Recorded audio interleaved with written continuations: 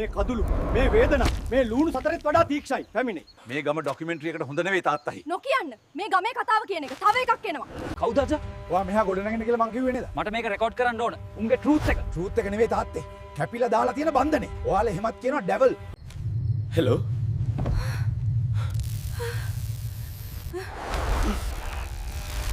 මොකද මේ? මම කාලෙකින් හරියට බය වුණා. කවුද?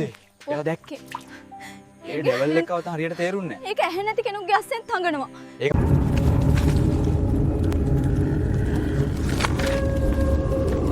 කැපවෙමි. කැපවෙමි.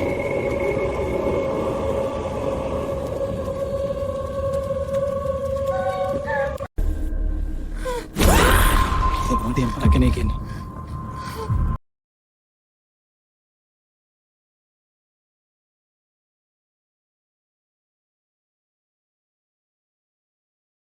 අලුත්ම කතාවක් කියනවා කියලා ඔයාලා කියලා තිබ්බා. මං දැක්කම මේක.